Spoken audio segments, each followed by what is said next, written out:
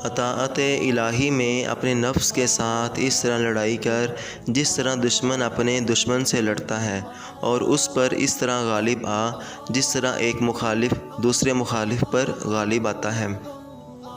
برائیوں کے اسباب کی اطاعت انجام کو بگاڑتی ہے، اور غور و فکر سے کیے گئے کام کو ہر کوئی سراہتا ہے، اور جو غلطی ہو اس کی اصلاح ہو جاتی ہے۔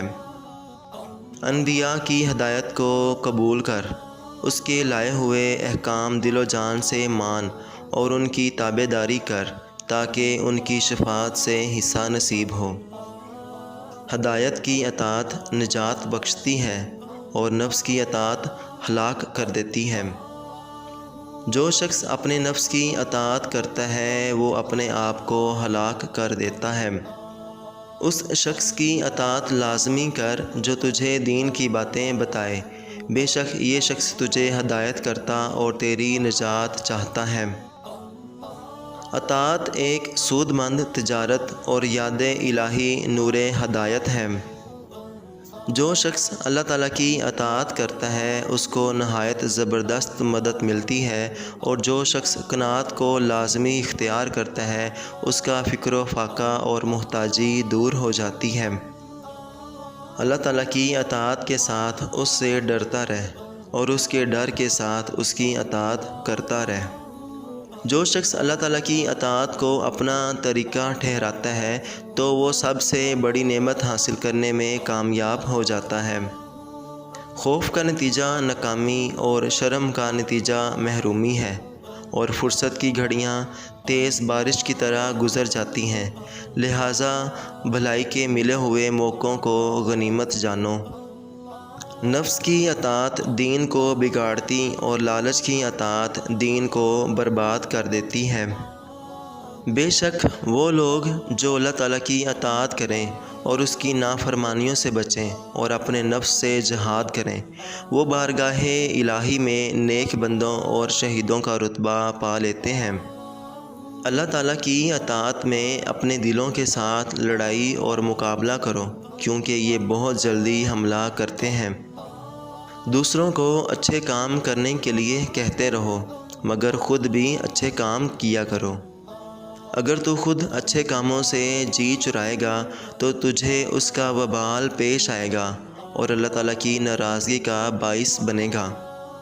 جس نے اپنے رب کی اطاعت اختیار کی اور اپنے گناہوں سے ڈرا وہ سیدھی راہ پر آ گیا۔ ظلم کی اطاعت ہلاکت اور اس کی نافرمانی قوت و حکمرانی ہے۔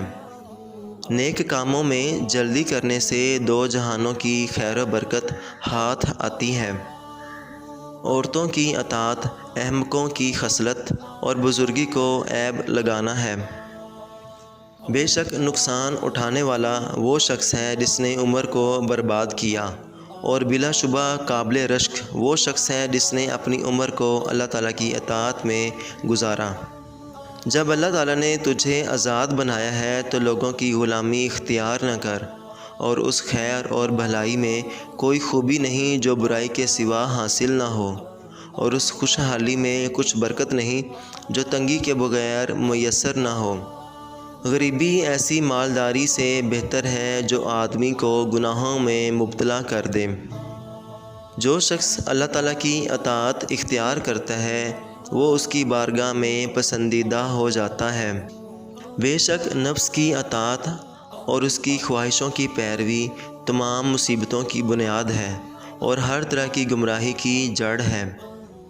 جس شخص کا انتظام اور سیاست ٹھیک ہو اس کی اطاعت اور فرما برداری ضرور ہو جاتی ہے۔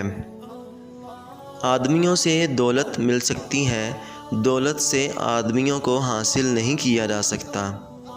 اللہ تعالیٰ کی اطاعت کو لازمی اختیار کرو، کیونکہ اس کی اطاعت سب چیزوں سے زیادہ افضل اور بہتر ہے۔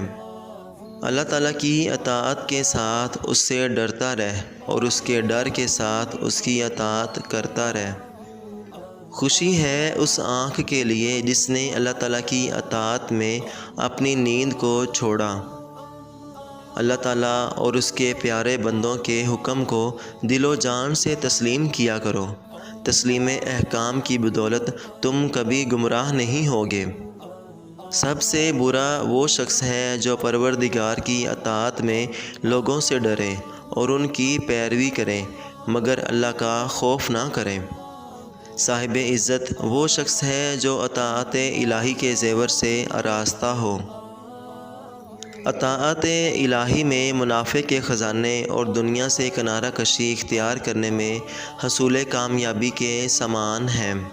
جب تک کسی شخص کا پوری طرح حال معلوم نہ ہو اس کی نسبت بزرگی کا اعتقاد نہ رکھ۔ مومن کو خوشی پروردگار کی اطاعت اور عبادت سے حاصل ہوتی ہے اور اپنے گناہ اور معصیت سے اسے رنج و غم لاحق ہوتا ہے۔ اللہ کی اطاعت نجات کا آسان ذریعہ ہے اور اس کے لیے دوستی رکھنا بہت نزدیکی رشتہ ہے۔ کسی دوسرے کے غلام مت بنو جب کہ اللہ تعالیٰ نے تم کو آزاد پیدا کیا ہے۔